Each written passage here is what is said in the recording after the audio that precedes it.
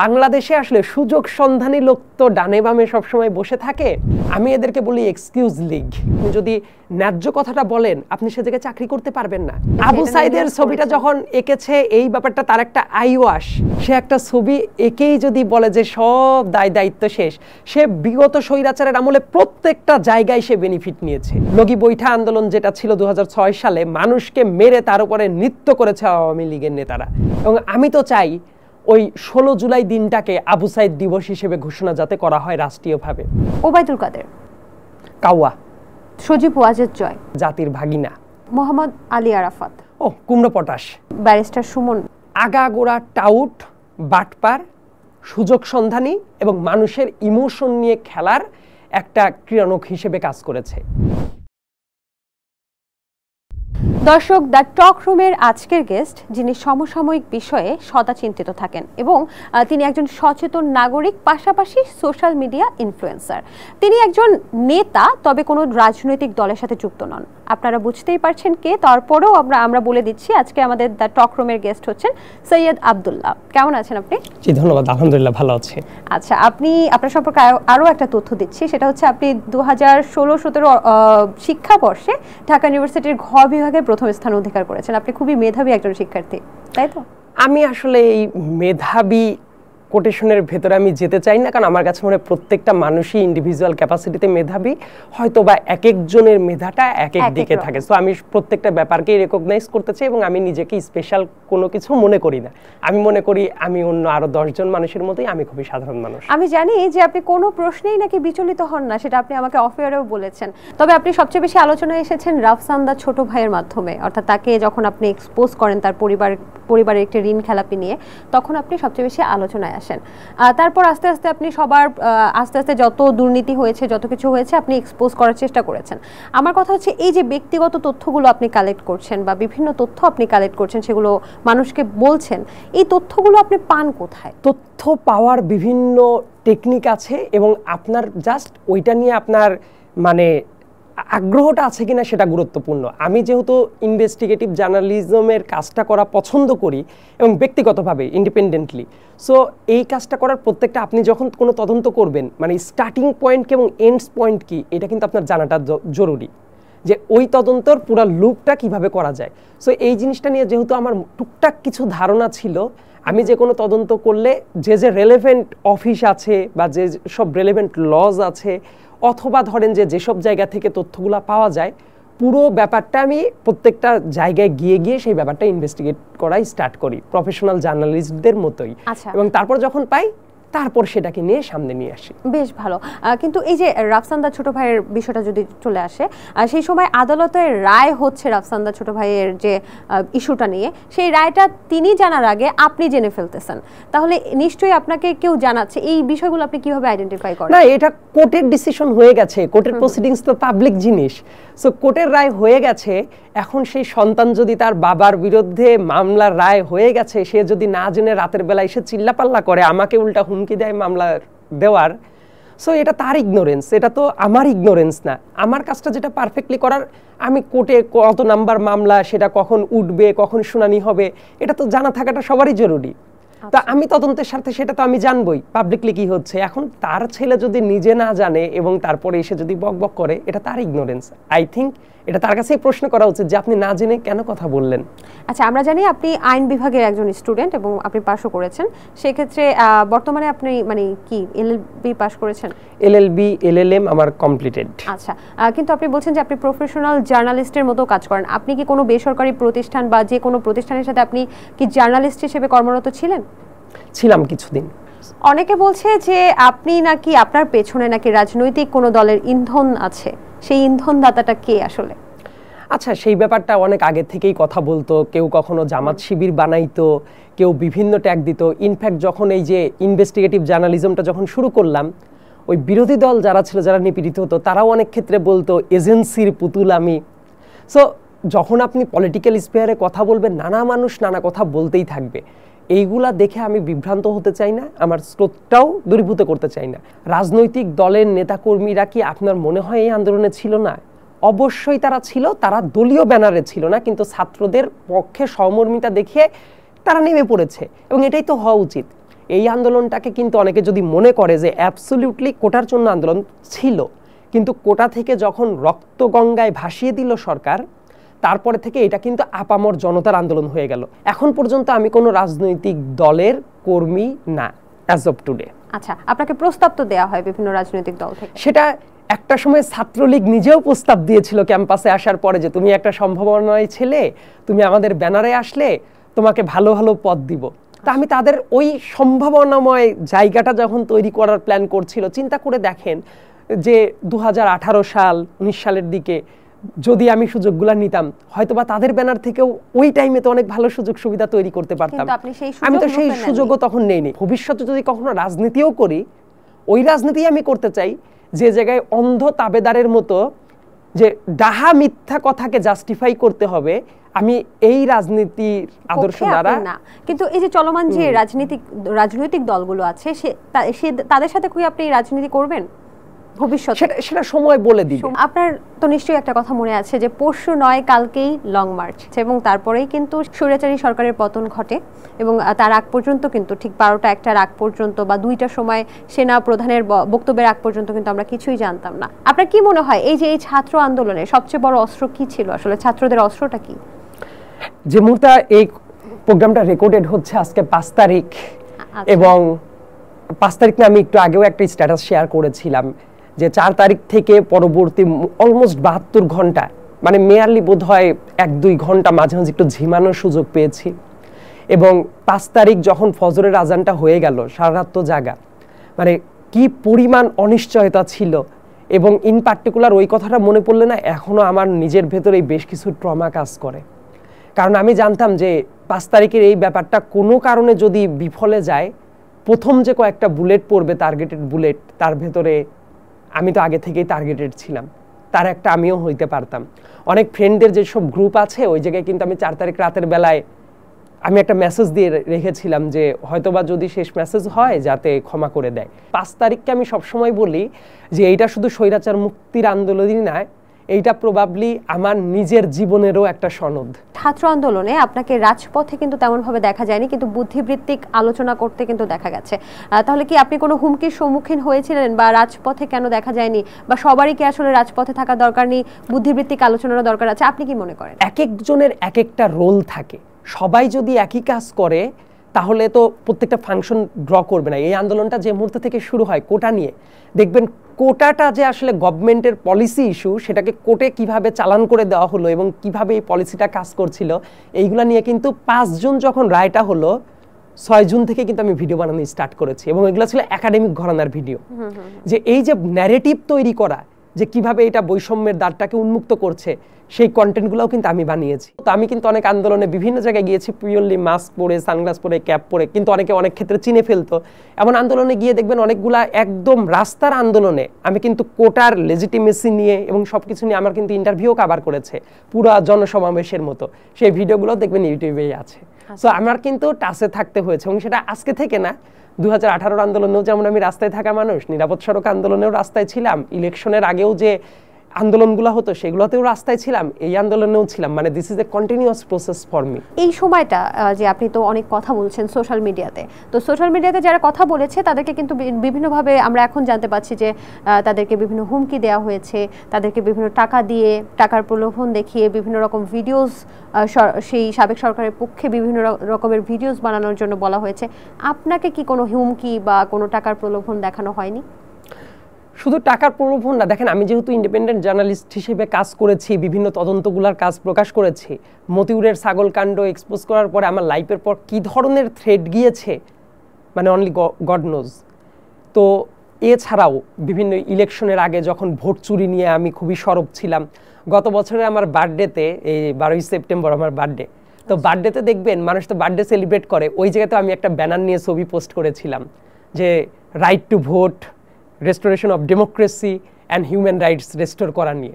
তো আমি কিন্তু চিরকালই হিউম্যান রাইটসের ইস্যুগুলো নিয়ে, এক্সট্রা জুডিশিয়াল কিলিং নিয়ে অ্যাক্টিভলি পার্টিসিপেট করেছি। এটা করার জন্য অনেক হুমকি ধামকির শিকার হতে হয়েছে, এমনকি গুম করে দেওয়ার মতো হুমকি ধামকির শিকার হতে হয়েছে, কিন্তু সেই হুমকি ধামকিতে লাকিলি শেষ পর্যন্ত আমি সারভাইভ করে গেছি। এই জায়গায় অনেকগুলো মানুষের অবদান আছে, সেইগুলো আমি আসলে পাবলিকলি তাদের অবদানটাকে বলতে চাচ্ছি না। তারা যদি ওই জায়গাগুলোতে আমাকে প্রপার সিগন্যালিং না করতো বা আমাকে বাঁচানোর চেষ্টা না করতো, তাহলে হয়তো বা আমি এই জায়গায় কথা বলার মতো সৌভাগ্য আমার হতো না।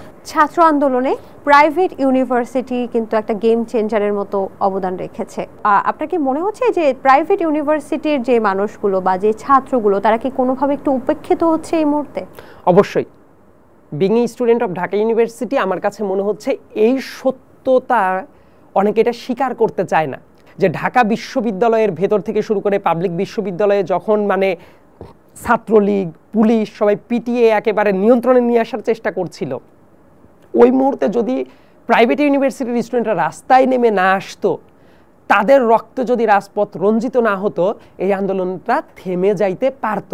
সো এই আন্দোলন যে বেঁচে ছিল, এই জায়গায় তাদের একটা সীমাহীন অবদান আছে। এই ব্যাপারটাকে কেউ যদি অস্বীকার করে, আমি নিজে বলছি এইটা হবে প্রচণ্ড নির্লজ্জপনা এবং একটা মিথ্যাচার। তাদেরকে যে বিভিন্ন জায়গায় উপেক্ষিত করা হয়েছে, এই ব্যাপারটার আমি নিন্দা জানাচ্ছি। তাদেরকে প্রপার রেসপেক্ট এবং অ্যাকনলেজ করা উচিত ছিল। প্রাইভেট ইউনিভার্সিটির স্টুডেন্টদের পর আমার কৃতজ্ঞতাটা আরেকটা জায়গায় আছে। আপনি চিন্তা করে দেখেন যে পাবলিক ইউনিভার্সিটির স্টুডেন্টরা কিন্তু বিসিএস ক্রেজে ভুগে বেশি। প্রাইভেট ইউনিভার্সিটির অনেক স্টুডেন্টরা কখনো সরকারি চাকরির পরীক্ষাও দিবে না, এমন বহু স্টুডেন্ট আছে। ইনফ্যাক্ট অধিকাংশই তো এই মতে। তারপরেও তারা রাস্তায় নেমেছে। মানে পাবলিক ইউনিভার্সিটির স্টুডেন্টরা প্রথম যে কারণে রাস্তায় নেমেছিল, পরবর্তীতে এটা সরকার পতনের আন্দোলন হয়ে যায়, কিন্তু প্রথম যে মুহূর্তে নেমেছে সেটা অ্যাবসলিউটলি কোটা ওরিয়েন্টেড ছিল। তো প্রাইভেট ইউনিভার্সিটির স্টুডেন্টদের তো কোটার কোনো দরকারই নেই, কারণ তারা সরকারি চাকরির দিকে আগাই না। কিন্তু তাদের স্যাক্রিফাইসটা তাহলে দেখেন, পিওরলি দেশের স্বার্থে এবং দেশের মানুষের স্বার্থে তারা নেমে পড়েছিল। তাদের কিন্তু ওই চাকরিরও ইন্টারেস্টটা ছিল না। কিন্তু এই ব্যাপারটা না অনেকে স্বীকার করতে চায় না, এটা খুবই প্যাথেটিক লাগে। এবং আমার কাছে মনে হয় তাদের এই সাপোর্ট যেটা ছিল, এই সাপোর্টটা যে কত গুরুত্বপূর্ণ ছিল। ইনফ্যাক্ট আপনি আরেকটা হিসাব করে দেখতে পারবেন, প্রাইভেট ইউনিভার্সিটির স্টুডেন্টদের কি পরিমাণ লাশ পড়েছে, এটা কিন্তু মানে আপনি গুণে হিসাব করতে পারবেন না। তারা কোনদিন সরকারি চাকরির পরীক্ষাও দিত না। এমন অনেক আমার নিজের অনেক স্টুডেন্ট ছিল প্রাইভেট ইউনিভার্সিটিতে বিভিন্ন জায়গায় পড়ে, তাদেরকেও তো আমি দেখেছি। সো এই বাস্তবতাটাও আমি জানি। সো আমি চাই তাদেরকে মানে প্রপার অ্যাকনলেজ করা হোক। আমার মনে হচ্ছে যে আমরা আরো অনেক রাজনৈতিক বিষয় এবং সমসাময়িক বিষয় নিয়ে কথা বলবো, কিন্তু তার আগে একটু অন্যরকম গেমস খেলতে চাই। গেমসটা এটা হচ্ছে একটা র্যাপিড ফায়ার। হ্যাঁ, আপনাকে কিছু নাম বলা হবে, সেটা হতে পারে রাজনৈতিক ব্যক্তি, হতে পারে কোনো তারকা, হতে পারে কোনো পরিচিত মুখ, হতে পারে কোনো সোশ্যাল মিডিয়া ইনফ্লুয়েন্সার। আপনি তাদেরকে এক একটা বিশেষণে বিশেষায়িত করবেন। ওকে, মনে হচ্ছে ভয়ঙ্কর কোনো খেলার দিকে পড়ে যাচ্ছি। ভয়ঙ্কর কোনো খেলা না, আপনি যত ভয়ঙ্কর খেলা খেলেন তেমন কোনো খেলা না। তবে আমরা শুরু করতে পারি। ওকে, লেটস সি। জাস্ট একটা বিশেষণে বিশেষায়িত করবেন। ওবায়দুল কাদের। কাওয়া। আচ্ছা, তারেক রহমান। আমরা যখন খুবই ছোট ছিলাম, সে তখন রাজনীতি করেছে, কিন্তু তার রাজনীতিটাকে চোখের সামনে আমি দেখি নাই। কিন্তু তার যদি রাজনীতি করতে হয়, আমি চাই নতুন বাংলাদেশের রাজনীতিতে কিভাবে অ্যাডপ্ট করা যায়, সেই দিকে তার আগানো উচিত। সজীব ওয়াজেদ জয়। আমি তাকে সবসময় একটা নামে বিশেষিত করতাম, যে জাতির ভাগিনা। ডিবি হারুন। ভাতের হোটেলকে নিয়ে আমার মনে হয় খুব বেশি কথা বলা উচিত না, কারণ ভাতের হোটেল বন্ধ হয়ে গেছে। মোহাম্মদ আলী আরাফাত। কুমড়ো পটাশ। তার একটা সুচিন্তা ফাউন্ডেশন ছিল, আমি সবসময় বলতাম কুচিন্তা ফাউন্ডেশনের জনক আরাফাত। নায়ক রিয়াজ। দালাল। বিচারপতি মানিক। বিচারপতি মানিকের মতো মানিক যে জায়গায় অ্যাপিলেট বিভাগের বিচারপতি ছিল, এটা এন্টায়ার বাংলাদেশের জন্য একটা লজ্জার। জুনায়েদ পলক। সে তো হইল আমাদের খাজা টাওয়ারের বিজ্ঞানী মানুষ। মানে নেট চোখের পলকে পলকে যেভাবে নেট চলে যাওয়ার ব্যাখ্যাগুলো দিয়েছে, এটা মনে হয় যে পৃথিবীর মানে এটার একটা মিম পেজ হওয়া উচিত, যে চোখের পলকে পলকে কিভাবে ইন্টারনেট চলে যায় এবং খাজা টাওয়ারের যে ব্যাখ্যা সে দিত। সো এবং তার ওয়াইফ ইন্টারেস্টিংলি শুধুমাত্র প্রাইভেট পড়িয়ে কিভাবে কয়েকটা ফ্ল্যাট করা যায়, এই ব্যাপারে একটা পিএইচডি রিসার্চ হওয়া উচিত, যে পলকের ওয়াইফ কিভাবে প্রাইভেট পড়িয়ে কয়েকটা ফ্ল্যাটের মালিক হলো এবং বিপুল পরিমাণ সম্পদ গড়ে তুললো। আপনি কি এই ব্যাপারে রিসার্চ করেছেন? না, আমার রিসার্চ করা হয়নি বিস্তারিত এই ব্যাপারে। সামনে কি ভিডিও আসবে? এই ব্যাপারে আমি করতে চাই না। কেন? কারণ আমার মনে হয় এর চেয়েও বড় বড় কিছু কাজ করার টাইম এখন। মাশরাফি বিন মুর্তজা। একটা সময়ে তাকে আমি ভাবতাম ক্রিকেট খেলে হয়তোবা দেশটাকে সামনে এগিয়ে নিতে পারবে, কিন্তু যেদিন থেকে সে ভোট চোরের দোসর হয়ে গেল সেদিন থেকে তার ক্রিকেটার হিসেবে তার যে রেসপেক্টটা ছিল আমার মনে, তারপর থেকে আর কোনো রেসপেক্ট নেই। কিন্তু তিনি কিন্তু একটা ভিডিও বার্তা বা একটা গণমাধ্যমের সাথে কথা বলেছেন এবং তিনি কনফেস করেছেন যে তার ভুল হয়েছিল, তিনি কথা বলতে পারেন, তিনি দুইবারে ভোট চোর। রাজনৈতিক চাপে কথা বলতে পারেন, রাজনৈতিক চাপে কথা বলতে পারে নাই। সে কি 2018 ইলেকশনে কি হয়েছে, 2024 ইলেকশনে কি হয়েছে, হওয়ার পরে সে পদত্যাগ করতে পারে নাই? তখন শেখ হাসিনার যদি পতন না ঘটতো সে কি এসে কনফেস করতো না। সো এই জায়গাটা দিয়েই বুঝে নেন যে সে কি সিস্টেমের ভিতরে ঢুকে গিয়েছিল। সাবেক স্বরাষ্ট্রমন্ত্রী আসাদুজ্জামান খান কামাল সন্ত্রাসী, একজন পারফেক্ট সন্ত্রাসী। কারওয়ান বাজারের মার্কেট থেকে কি পরিমাণ টাকা প্রতি রাতে সে তুলতো এবং দেশের যত গুম খুম যা হতো তার পেছনে কিভাবে মাস্টারমাইন্ড হিসেবে কাজ করত, এই ধরনের মানুষের প্রতি বিন্দুমাত্র রেসপেক্ট থাকা উচিত না। তাকে আমি খুনি এবং সন্ত্রাসী নামেই আখ্যায়িত করব। গোলাম মাওলা রনি, গোলাম মাওলা রনির বহুগুলা রূপ আছে। উনি স্বৈরাচারের আমলে স্বৈরাচারের বিরুদ্ধে অনেক কথা বলেছেন, কিন্তু আমার কাছে কেন যেন মনে হচ্ছে হাসিনার পতনের পরে বেশ কিছু উল্টাপাল্টা কথাও বলছেন। আমার মনে হয় যে উনি কি বলতে চান এই ব্যাপারটা ওনার ফোকাসড থাকাটা জরুরি। ওনার নৈতিকতা বা দল নিয়েও কিন্তু অনেকে প্রশ্ন তুলছেন। আমি ওইটাই বলছি যে উনি কি করতে চান, কি বলতে চান, ওনার ফোকাসড থাকাটা খুব বেশি জরুরি। শামীম ওসমান, সে সব সময় তো আসলে বোরকা পরেই পালিয়ে যাওয়া তার স্বভাব। তো যতই হুমকি ধামকি দিক, যখন কোনো ক্রাইসিস হয় বোরকা পরে সবার আগে যারা পালিয়ে যায় হি ইজ শামীম ওসমান। জাফর ইকবাল, জাফর ইকবাল মানে তাকে আমি বলি বুদ্ধিভিত্তিক বারবনিতা। বুদ্ধিভিত্তিক বারবনিতা, তার কারণ হলো বুদ্ধিভিত্তিক জায়গায় তিনি প্রকাশ ঘটিয়ে যে ধরনের চেতনার চাষবাস করেছেন, এটা যে কোনো বুদ্ধিজীবী চরিত্রের সাথে পুরোপুরি বিপরীত ক্রমে যায় এবং তার নীতি নৈতিকতা আদর্শ কোনো কিছুই ছিল না। সে ৭১-এর চেতনা বিক্রি করে বেড়ায়। আমার কাছে মনে হয় আমাদের মহান মুক্তিযুদ্ধের চেতনাকে সবচেয়ে বাজেভাবে যারা মানে বিক্রি করেছে তার ভেতরে একজন মানুষ হলো এই জাফর ইকবাল। তার প্রতি বিন্দুমাত্রও আমার রেসপেক্ট নাই এবং এই ক্যাটাগরির মানুষ একটা পুরো জেনারেশনের ব্রেন ওয়াশ করেছে এবং অপূরণীয় ক্ষতি করে গেছে এই কাপুরুষগুলো। আচ্ছা, আসিফ নজরুল। আসিফ নজরুল আমার ডিরেক্ট টিচার, সো তার সাথে শিক্ষক হিসেবে পেয়েছি, পলিটিক্যাল অ্যাক্টিভিজমের জায়গায় পেয়েছি নানা কারণে। সো স্যারকে নিয়ে আমি বলবো যে শিক্ষক হিসেবে পাওয়া একরকম, রাজনৈতিক অ্যাক্টিভিজমের জায়গাটা একরকম। এবং আমি ল ডিপার্টমেন্টে ভর্তি হওয়ার পরে যখন খুবই 2016-17 সেশনে যখন ভর্তি হলাম, আমি এই যে স্বাধীনভাবে কথা বলতে পারি বা লিখতে পারি এই ব্যাপারটাতে স্যারের অ্যাপ্রিসিয়েশনটা ছিল, সেটা আমাকে ওই টাইমে ইগনাইট করেছে। পিনাকি ভট্টাচার্য, পিনাকি ভট্টাচার্যের দুইটা ব্যাপার আছে। উনার অনেকগুলো কন্ট্রিবিউশন আছে, এইটাকে আবার অনেকে স্বীকার করতে চায় না। আবার পিনাকি ভট্টাচার্য যে পরিমাণ সাফারার হয়েছে এইটাকে অনেকে মক করে। আমার কাছে কি মনে হয় প্রত্যেকটা মানুষের দোষ ত্রুটি মিলেই তো মানুষ, আমারও তো অনেক দোষ আছে। সো তার কিছু কিছু ব্যাপার নিয়ে সমালোচনা করা যায়, কিন্তু সেটা করতে গিয়ে তার অবদানকে একেবারে যারা মানে পুরোপুরি বলছে যে অস্বীকার করছে, এই কাজটা করা উচিত না। তারও এই আন্দোলন বলেন এবং এই ফ্যাসিস্ট রেজিম বিরোধী যে কথাবার্তা অনেক বছর ধরে বলছেন, তার একটা বিশাল কন্ট্রিবিউশন আছে। তবে তার যেসব কিছু সমালোচনা আছে, কিছু ব্যাপার লেজিট থাকতে পারে, কিন্তু এই কারণে যারা তাকে একেবারে মানে তার অবদানকে একেবারে নালিফাই করে দেয়, এই ব্যাপারটার আমি সমালোচনা করি। এবং তাকে যাতে দেশে উনি আসতে পারেন খুব দ্রুত, সেই ব্যবস্থাটাও যাতে সরকার থেকে নেওয়া হয়, এটা আমার এক্সপেকটেশন থাকবে। আচ্ছা, ইলিয়াস হোসেন। ইলিয়াস হোসেনেরও অবশ্যই কন্ট্রিবিউশন আছে। উনি বিদেশে থেকে অনেক ভয়েস রেইজ করেন। বিশেষায়িত করতে হবে, এইটা করা কঠিন, কারণ আমি আসলে তার ভিডিও আমি ব্যক্তিগতভাবে কখনো দেখি নাই, কিন্তু তারও অবদান আছে। ওই যে একই রকম যে কিছু সমালোচনা অবশ্যই আছে, কিন্তু একই সাথে তার যেসব অবদান আছে সেটাকেও আমি নালিফাই করতে চাচ্ছি না। ভিপি নূর অনেক সম্ভাবনাময় জার্নিটা শুরু করেছিল কোটা সংস্কার আন্দোলন দিয়ে, কিন্তু আমার কাছে মনে হয় মাঝে একটু ট্র্যাকচ্যুত হয়ে গেছে। সেই জায়গাটা আমি এক্সপেক্ট করব আবার প্রপার রাজনৈতিক কালচারে আবার উনি যাতে ব্যাক চলে আসে। আমরা কিন্তু শুনেছি তিনি ডিবির হেফাজতে গিয়েছিল অনেকবার, তারপর নিপীড়নও হয়েছে। আচ্ছা, আপনি কি ব্যারিস্টার সুমন সম্পর্কে? আগাগোড়া টাউট, বাটপার, সুযোগ সন্ধানী এবং মানুষের ইমোশন নিয়ে খেলার একটা ক্রীড়নক হিসেবে কাজ করেছে। এই ব্যাপারটা বিশেষণের চেয়ে আমি একটা উদাহরণ বলি, আপনাদের কাজে লাগবে। যখন আমেরিকার ভিসা স্যাংশন নিয়ে অনেক কথাবার্তা হচ্ছিল, সে মানুষের সামনে এসে কি বলছিল যে আমেরিকার ভিসা টিসা নিয়ে আমার কোনো টেনশন নাই, সৌদি আরবের ভিসা যেদিন দিবে না সেদিন টেনশন করবো। কারণ ওই যে একটা মানুষ যে হজ ব্যাপারটাকে উনি টার্গেট করলো মানুষের ইমোশন নিয়ে খেলার জন্য। তখনই আমি তাকে প্রশ্ন করেছিলাম যে এই টাউটের ওয়াইফ এবং সন্তান তারা থাকে আমেরিকায়, সেও আমেরিকায় রেগুলার বেসিসে যাতায়াত করে, আর সে পাবলিককে বলল কি? লয়ার এবং উপস্থাপক মঞ্জুর আল মতিন।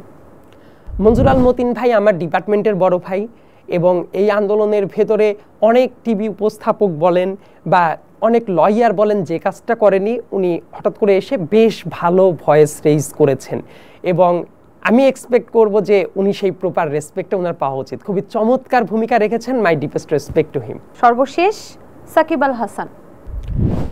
ক্রিকেটার হিসেবে সাকিব আল হাসান যত কীর্তি থাক না কেন, মানুষ হিসেবে সাকিব আল হাসান কেমন এইটা আমার কাছে বিবেচনার বিষয়। কারণ ক্রিকেট মাঠে 2-4টা 4 ছক্কা মারলে, কিছু উইকেট পাইলে আপনার আমার জীবনের পর খুব একটা ইম্প্যাক্ট পড়ে না। কিন্তু সে যখন একটা পুরোপুরি ফ্যাসিস্ট রেজিমের পক্ষ নিয়ে ইলেকশন করেছে, তাদের ক্যাম্পেইন করেছে, এবং এই দেশের মানুষকে সে যে ওন করে না, তার কার্যক্রম দেখলেই তো বোঝা যায়। তার বিরুদ্ধে অভিযোগ কিন্তু একটা দুইটা নয়, শেয়ার মার্কেট কারসাজি থেকে শুরু করে, সে কিন্তু খুনের আসামির বিজনেস প্রমোট করা থেকে শুরু করে, এবং আরও হাজারটা অনিয়ম সে করে গেছে, এবং তার কাছে মনে হয়েছে সে প্রিন্স অফ বাংলাদেশ, সে যাই করবে মানুষ তাকে স্যাভেজ করে তুলে নিবে। দেখেন, আমি যে কোনো কিছু দেশের মানুষের প্রতি সলিড কন্ট্রিবিউশনটা দিয়ে আমি বিবেচনা করব। একজন মানুষ যদি মানুষ হিসেবেই ভালো না হয়, তার অন্য কাজ দিয়ে আপনি কি করবেন? তা আমি সাকিব আল হাসানকে নিয়ে এর আগেও যখন তার অনিয়মগুলো নিয়ে আমি কথাবার্তা বলতাম, তার অনেক ভক্তকুলে এসে বাজেভাবে আক্রমণ করত, কিন্তু সেই অনেক বাজেভাবে আক্রমণ করা ভক্তকুলো এই আন্দোলনের টাইমে বুঝে গেছে যে সত্যিকার অর্থে দেশের কাজ বলতে কি বোঝায়, এবং সেই জায়গায় তাদের অবস্থানটা কোথায়। আচ্ছা সৈয়দ আব্দুল্লাহ, আলো কি এসেছে? আলো এসেছে কি না এটা বললে তো কোনো একটা হোয়াটসঅ্যাপ চ্যাট গ্রুপের কথা মনে পড়বে। যাদের মনে ছিল অন্ধকার, তাদের আলো সম্ভবত আসেই নাই, এবং আলো যে আসে নাই, তাদের আলোটা আসতে পারতো তাদের মনে। যদি এত ছাত্রের রক্তগঙ্গা যেটা হয়েছে, তারা তো এটাতে খুশি না। তাদের বোধহয় আরো কয়েক হাজার ছাত্রের রক্ত যদি ঝরতো এবং আমাদের মতো মানুষদের যদি মেরে ফেলতে পারতো, তাইলে হয়তো বা ওই হোয়াটসঅ্যাপ গ্রুপে আমাদের ওই ফেক সেলিব্রিটিদের মনে আলো আসতো। অনেকেই দেখবেন যারা আগে কথা বলতে পারেনি, এখন এসে এক্সকিউজ খোঁজার চেষ্টা করছে। আমি এদেরকে বলি এক্সকিউজ লিগ। এই যে এক্সকিউজ লিগ, অনেক মানে ইনফ্লুয়েন্সার আছে যারা ইলেকশনের টাইমে শেখ হাসিনার ক্যাম্পেইন করে বেরিয়েছে, নসরুল হামিদ বিপুর ক্যাম্পেইন করে বেরিয়েছে, তারা এসে এখন বলবে আমরা কথা বলতে পারি নাই, আমাদের অনেকে অফার করেছে, না করেছে। নাম উল্লেখ করতে চান তাদের? আমি নাম উল্লেখ না করলেও আমার মনে হয় যে সবাই জানে। এই যে কালচার, এদের ভেতর তো রিমোর্স বোধটা ছিল না, কিন্তু তারাই এখন এসে বলবে আমরা কথা বলতে পারি নাই, আমাদের কাছে এই ভয় ছিল। কেন আমাদের পর হুমকি ধামকি ছিল না? আমার তো সরকারি চাকরি করার কথা ছিল, যে আমি সরকারি চাকরির প্রিপারেশন নিব, সব কিছু করবো। এমনকি অনেক প্রাইভেট প্রতিষ্ঠান আছে, আপনি জানেন, আপনি যদি ন্যায্য কথাটা বলেন, আপনি সে জায়গায় চাকরি করতে পারবেন না। আবার এমন অনেক প্রতিষ্ঠান আছে যে জায়গায় আপনি এই সব ধরনের কোনো কথাই বলতে পারবেন না দেশকে নিয়ে। প্রত্যেকটা প্রতিষ্ঠানের ভেতর কিন্তু এই জাতীয় ভয়ের কালচারটা ছিল। সো আমাদের কিন্তু সেই ত্যাগ স্বীকারটা করতে হয়েছে। আমরা বেঁচে নাই, আমাদের পর হুমকি ধামকি কম এসেছে, কিন্তু যারা ওই টাইমে ভিডিও বানিয়েছে, ওই সরকারকে প্রমোট করেছে, এর ভেতরে দেখবেন বুয়েটের কোনো টিচার আছে, কন্টেন্ট ক্রিয়েটর আছে, কোনো ফেক ইনফ্লুয়েন্সার আছে, যাদেরকে আমি সবসময় বলি ইনফ্লুয়েঞ্জা।